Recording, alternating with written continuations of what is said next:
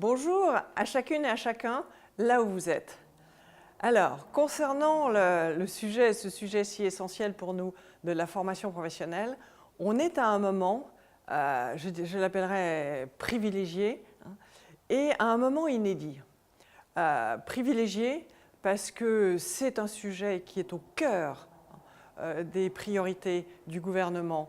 Et comme c'est pour chaque chef d'entreprise, la montée en compétence de ses collaborateurs, c'est une priorité. Et un moment inédit et passionnant parce que c'est la première fois qu'un gouvernement propose de poser les sujets en système, de façon systémique. En même temps, nous allons, à quelques semaines de décalage, mais c'est en même temps, nous allons devoir réfléchir et faire des propositions sur l'apprentissage, sur la formation professionnelle et sur la question des demandeurs d'emploi. Et nous considérons ça tout à fait intéressant. Pourquoi?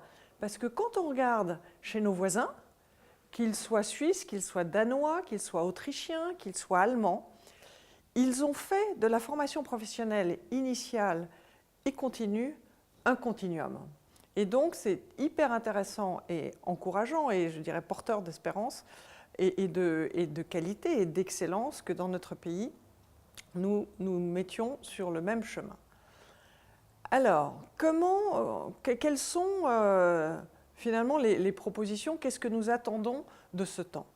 Nous attendons de ce temps, d'abord sur l'apprentissage, une vraie ambition renouvelée, non pas des ajustements, mais alors Muriel Pénicaud appelle à une révolution copernicienne.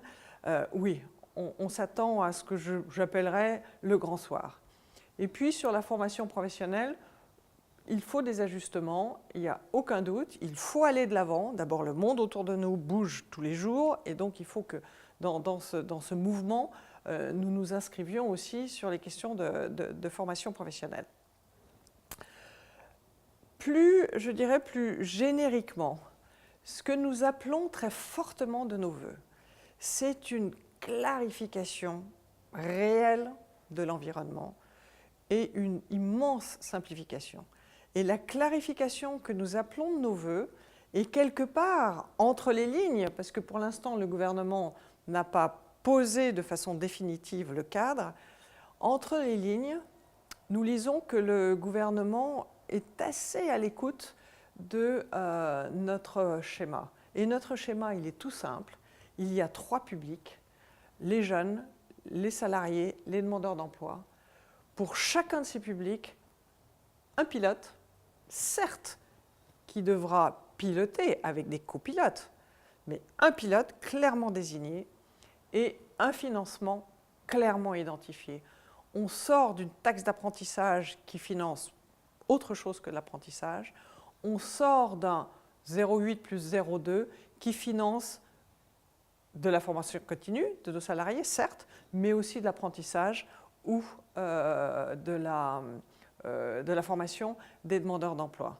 Alors, sur le public des demandeurs d'emploi, ce que nous proposons, c'est ce qui se passe dans nos pays voisins, c'est que le pilotage soit le pilotage des pouvoirs publics et qu'il y ait, en ressources données au pouvoir public, qui a priori, pouvoir public, ce sera région, un financement dédié, mais clairement identifié. Et lorsque ce besoin ne sera pas suffisant, ne sera plus suffisant, eh bien clairement, on fera appel, les pouvoirs publics feront appel à un complément de financement.